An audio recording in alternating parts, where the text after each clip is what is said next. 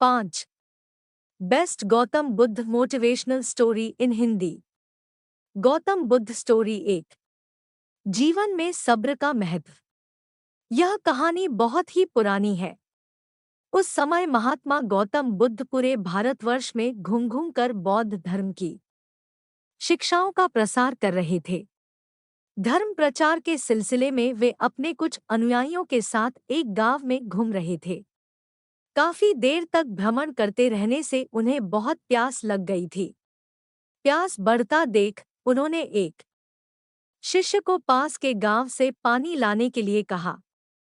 शिष्य जब गांव में पहुंचा तो उसने देखा कि वहां एक छोटी सी नदी बह रही है, जिसमें काफी लोग अपने वस्त्र साफ कर रहे थे और कई अपने गायों को नहला रहे थे। इस कारण नदी का पानी काफी गंदा हो गया था। शिष्य को नदी के पानी का ये हाल देख लगा कि गुरुजी के लिए यह गंदा पानी ले जाना उचित नहीं होगा। इस तरह वह बिना पानी के ही वापस आ गया। लेकिन इधर गुरुजी का तो प्यास से गला सूखा जा रहा था, इसलिए पुनः उन्होंने पानी लाने के लिए दूसरे शिष्य को भेजा। इस बार वह शिष्य उनके लिए मटके में पानी भर कर लाया। यह देख महात्मा बुद्ध थोड़ा आश्चर्यचकित हुए। उन्होंने शिष्य से पूछा, गांव में बहने वाली नदी का पानी तो गंदा था, फिर ये पानी कहाँ से लाए? शिष्य बोला, हाँ गुरुजी, उस नदी का जल सही में बहुत गंदा था, परंतु जब सभी अपना कार्य खत्म करके चले गए तब मैंने कुछ देर वहां ठहर कर पानी में मिली मिट्टी के नदी के तल में बैठने का इंतजार किया। जब मिट्टी नीचे बैठ गई तो पानी साफ हो गया। वही पानी लाया हूँ। महात्मा बुद्ध शिष्य का यह उत्तर सुनकर बहुत खुश हुए तथा अन्य शिष्यों को एक शिक्षा दी कि हमारा जीवन भी नदी के जल जैसा ही है। जीवन में अच्छे कर्म करते रहने से यह हमेशा शुद्ध बना रहता है, परंतु अनेकों बार जीवन में ऐसे भी क्षण आते हैं जब हमारा जीवन दुख और समस्याओं से घिर जाता है। ऐसी अवस्था में जीवन समान यह पानी भी गंदा लगने लगता है। गौतम बुद्ध स्टोरी 2। अपने दोहखों का कारण आप ही है। एक समय की बात है, भगवान बुद्ध एक नगर में घूम रहे थे।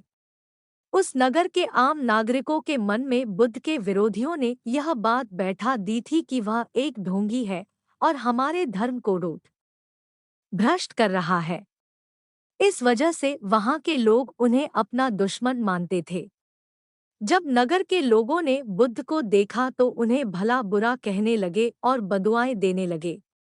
गौतम बुद्ध नगर के लोगों की उलाहने शांति से बिना बोलने सुनते रहे, लेकिन जब नगर के लोग उन्हें बोलते बोलते थक गए तो महात्मा बुद्ध बोले, क्षमा चाहता हूँ, लेकिन अगर आप लोगों की बातें खत्म हो गई है तो मैं यहाँ जाऊं। भगवान बुद्ध की यह बात सुन वहां के लोग बड़े आश्चर्यचकित हुए।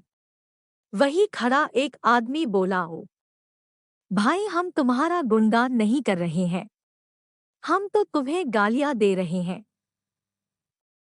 क्या इसका तुम पर कोई असर नहीं होता? बुद्ध बोले, आप सब मुझे चाहे जितनी गालियां दो, मैं उन्हें लूंगा ही नहीं।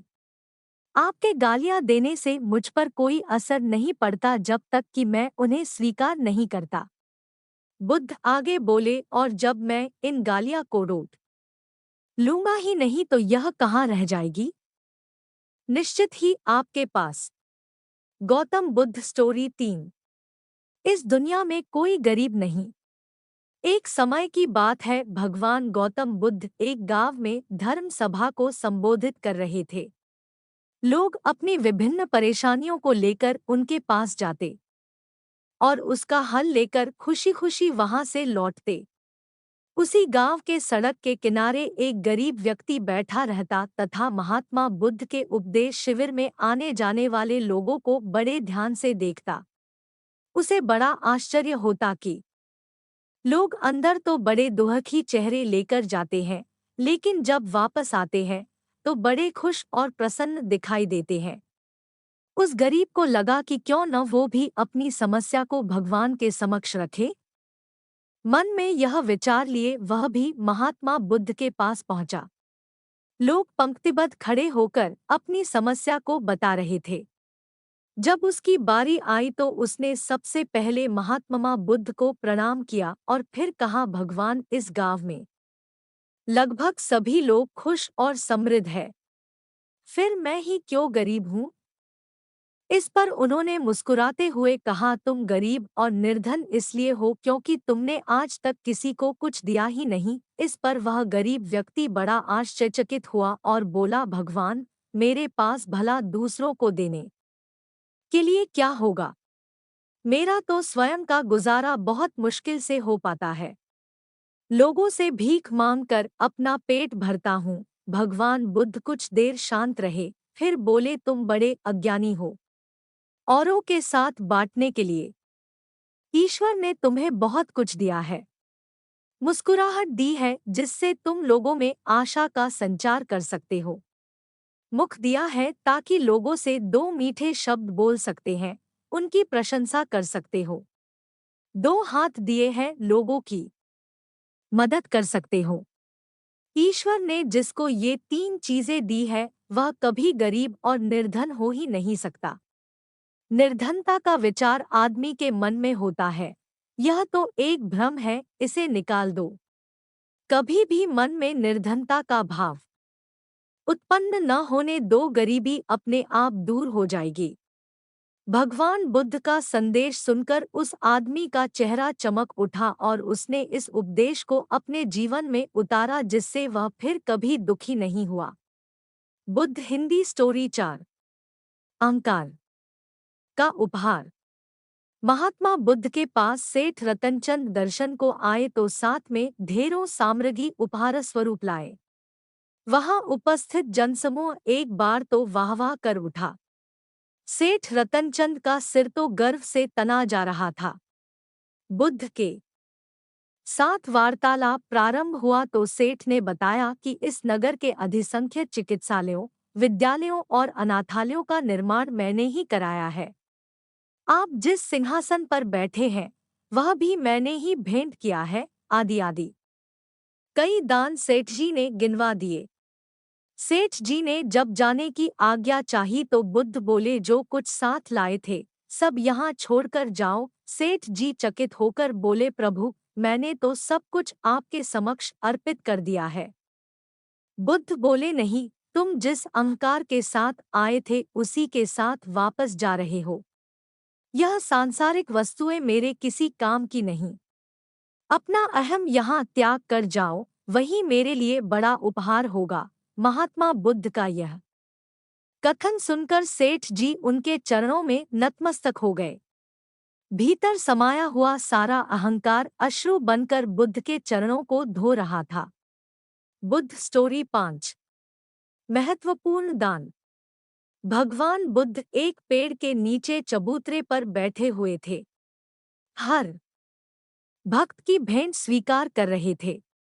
तभी एक वृद्धा आई। उसने कांपती आवाज में कहा, भगवन, मैं बहुत गरीब हूँ। मेरे पास आपको भेंट देने के लिए कुछ भी नहीं है। हाँ, आज एक आम मिला है, मैं इसे आधा खा चुकी थी।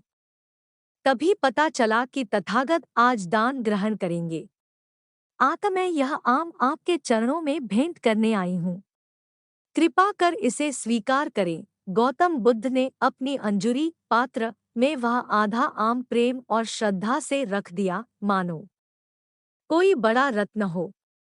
वृद्धा संतुष्ट भाव से लौट गई। वहां उपस्थित राजा यह देखकर चकित रह गया। उसे समझ नहीं आया कि भगवान बुद्ध वृद्धा का जूठा आम प्राप्त करने के लिए आसन छोड़कर नीचे तक हाथ पसारकर क्यों आए। पूछा, भगवन, इस वृद्ध में और इसकी भेंट में क्या ऐसी विशेषता है?